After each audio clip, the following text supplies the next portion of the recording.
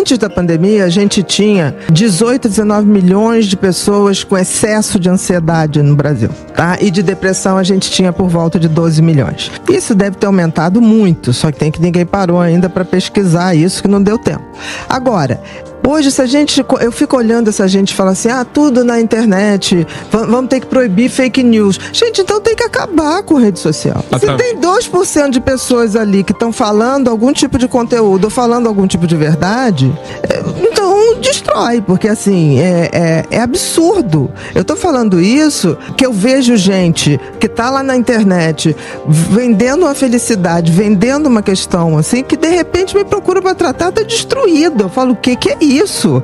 Então assim, não tô falando de achismo, eu tô falando de constatação. Você é profissional. A gente vive uma sociedade do espetáculo, gente. O que aconteceu? Nós chegamos num ponto que aquele 15 segundos de fama que foi descrito, exatamente, o pessoal descobriu que dá até para ter mais. Mas aí o que faz? Essa fama vem em cima de um padrão de ostentação.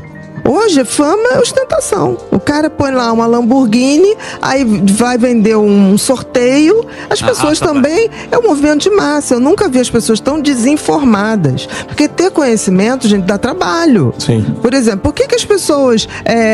como você estava falando, as pessoas esquecem? Eu acho que as pessoas nem esquecem. Uma parcela esquece. Porque as pessoas se informam simplesmente pelos noticiários. De mídia, é isso que as pessoas fazem. Sentam na frente de uma televisão, olham o noticiário e acreditam naquilo. Infelizmente, entender o funcionamento do humano é entender tudo. A gente está vivendo num mundo que caminha muito rapidamente para a gente ser controlado por inteligência artificial, não é isso? A própria rede social é inteligência artificial. Quem controla a inteligência artificial? São homens. Somos nós. Qual é o critério, né, do que é patológico ou não? Tirando o psicopata, tá? Vamos lá, para todo o resto, depressão, ansiedade, déficit de atenção, a disfuncionalidade. Tá. Seja em qualquer área. Por exemplo, tristeza, todos nós sentimos. Que bom, porque a gente tem que ter o contraponto. Né? Eu não valorizaria nenhuma alegria se eu vivesse no idiota alegre o tempo todo. Então, assim, a gente sempre coloca que a questão de se tornar patológico é quando a pessoa deixa de fazer suas coisas, deixa de ser produtivo, deixa de estar com pessoas que antes gostava de estar. Quer dizer, há uma disfuncionalidade de funcionamento. O que eu vejo hoje é que a nossa geração começou tipo assim, quero dar tudo pro meu filho que eu não tive. Isso é surreal. Você dá tudo pra uma pessoa que ele tem que conquistar. A gente tem que conquistar as coisas. Você dar tudo só faz pessoas ficarem assustadas, amedrontadas. Sem saber lidar com a frustração. Sem saber lidar com a frustração. Hoje, por exemplo, suicídio. Suicídio era uma coisa que o cara pensava em fazer na hora. Eu me lembro, em gerações, há 40 anos atrás, o cara suicidava, sei lá, faliu, não tem como sustentar a família. Era um desespero, era um escândalo, né? Hoje, a garotada, hoje que tá adolescente, o namorado desmanchou, tá todo mundo batendo no pronto-socorro. Por exemplo, nasce uma criança, o que vem hoje nas redes sociais? Meu príncipe, minha princesa. Agora, você vê, meu maior desafio hoje não é quando chega um adulto jovem, um adolescente deprimido, tirar ele da depressão. Quando chega com pânico, tirar do pânico. Isso é fácil, é mole. Quando eu tirei a crise de pânico, tirei da depressão, eu falo assim, e aí, cara, pra que você nasceu? Você tá aqui nesse universo fazer o quê? Qual é a sua? Porque assim, olha só, o sol tem que aquecer a gente, o rio tem que dar no mar, a macieira tem que gerar maçã. Você acha que você tá na natureza e pra nada. Você veio aqui a passeio. Sem função. Não tô entendendo, Bia, não tô entendendo. Cara, nós somos parte da natureza. Sim. Como qualquer coisa que tá na natureza. A natureza odeia quem não cumpre sua função. Se o sol amanhece, não tô afim de aquecer, não tô afim de trabalhar hoje, acaba a vida. Presta atenção, quem é você? Qual é o seu talento? Se você não se prepuser a ser uma pessoa que você foi preparado para ser, você não vai dar em nada, vai vir um vazio impossível. Então, outra coisa, né? O ser humano lida muito difícil. Quando você abre muito leque, você acaba não focando em nada. Então o excesso de opção também é ruim. Agora, é diferente se a gente chega assim, cara, o teu talento é esse aqui, vai por aqui, errando ou acertando, vai dar certo. Agora, o que acontece é que ainda tem pai e mãe, vai por aqui, deixa o cara errar.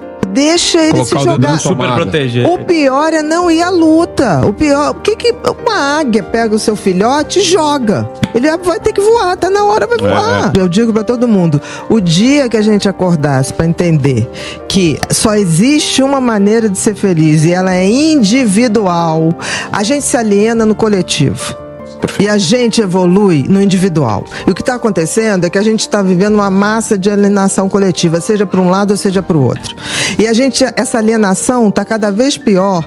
Por quê? Porque as pessoas estão discutindo, debatendo política ou cultura em rede social. Quem manda na rede social simplesmente é a inteligência artificial. Sim. E separa as pessoas por grupos. Sim. Então, por exemplo, se eu sigo você e você tem uma tendência, as bolhas.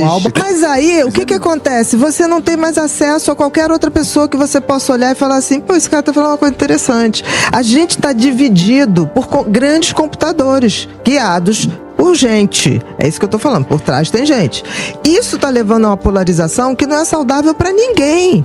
Porque olha só, eu sempre tive amigos de esquerda, de direita, de centro, de não sei o que lá, e a gente se reunia num barzinho, tá? E todo mundo falava, e ninguém brigava com ninguém, pelo contrário. É isso que eu tô falando. A polarização, o radicalismo é idiota. Gente, é idiota pra qualquer coisa. Sim. Radicalismo é idiota. Onde chegaram? Olha a história da humanidade. Aonde nós chegamos com o radicalismo? A lugar nenhum. Não, só ódio. As maiores ditaduras que a gente pode ver começaram com isso. Qual a necessidade das pessoas fazer isso? Querer sempre dar opinião de tudo? O ser humano sempre teve essa necessidade de ser fofoqueiro. A fofoca é uma coisa que está na história humana. Porque a informação tinha que ser passada. Gente, a escrita é uma coisa muito recente na história do homem. Como é que se passavam as histórias de fofoca e fofoca? Se reunia, o homem primitivo se reunia em volta da fogueira para falar o que ele viu do outro lado, da outra tribo. Então, isso é uma necessidade do cérebro humano para poder escrever a sua história, a história da humanidade. Então, acho que isso a gente sempre tem uma tendência a ter esse lado do cérebro antigo, porque hoje a gente não precisa mais fazer fofoca, porque a gente digita, a gente publica. Então, tem uma remanescência aí de um cérebro. Nós hoje temos uma humanidade que tecnologicamente a gente evoluiu demais, mas nosso cérebro ainda é muito velho.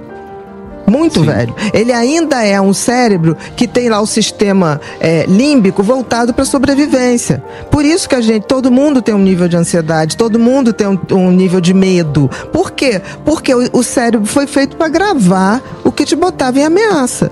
Eu sou de uma geração que era assim, você vai fazer o quê? Você vai ser funcionário do Banco do Brasil, se você não quiser fazer faculdade, você vai fazer medicina, direito ou engenharia. Entendeu? Porque fora disso diziam assim, vai se dar mal. Então assim, isso era uma regra. Hoje não, hoje a gente sabe que essa regra é burra. Porque assim, qual é o sentido e o propósito da vida? De qualquer um de nós. O sentido é você descobrir para o que você nasceu. E o propósito é você botar isso em ação. Então assim, você já tinha o sentido. Agora, quando você descobre o sentido, que é baseado no seu talento, e faz disso o propósito da vida, que é exercer isso, cara, é a glória da vida. Isso não quer dizer que você tenha que começar no propósito da tua vida, no sentido. Ninguém começa, né? Agora, você tem que ter, e hoje eu acho muito bacana essa geração mais nova, a geração mais nova vai ter várias profissões. Então, assim, tudo vai mudar muito. Mas o que eu acho que é fundamental essa geração nova, e vocês fazem parte disso, é que se tornou possível quebrar as regras, abrir uma outra porta, né? Isso que estava faltando. As pessoas não eram de verdade. As pessoas fingiam. E aí eu acho que colabora muito não para adoecer em si, mas para ser o gatilho de um adoecimento. Porque da mesma maneira que a gente nasce com dom, a gente traz uma genética também para adoecer, que pode passar a vida inteira sem se manifestar. Por exemplo, eu tenho déficit de atenção. Gosto de falar de instabilidade de atenção. Transtorno do déficit de atenção e com hiperatividade, eu estou dizendo em maneira muito simples que você tem um cérebro que pensa mais, uma quantidade maior de pensamento, numa velocidade maior de pensamento. Porque tudo no cérebro é pensamento. Então é como se eu dissesse, olha, você tem um cérebro, que é 6% da população, que vai a 300 km por hora, quando a média dos outros 94 vai a 200. É isso. Aí você fica assim, não, mas eu não pego nada, ou então eu não tenho memória. Não, você não consegue ser atento alimentar aquilo. Vamos supor, você está assistindo a aula, milhões de outros pensamentos estão tomando a tua cabeça. Isso então aí. quando você vai ver, eu me lembro, eu pequena, eu tinha vergonha de levantar o dedo e perguntar, porque eu já tinha perdido uma parte tão grande que meu caderno era cheio de buraco. Aí quando eu entrei na faculdade, eu comecei a dar uns truques, assim, né? Tipo assim, eu falava assim, eu perdia, né? Tava perdendo de escrever, aí eu levantava o dedo e falava, professor, por favor, repete, não entendi esse finalzinho. Era o finalzinho, eu queria que ele repetisse tudo.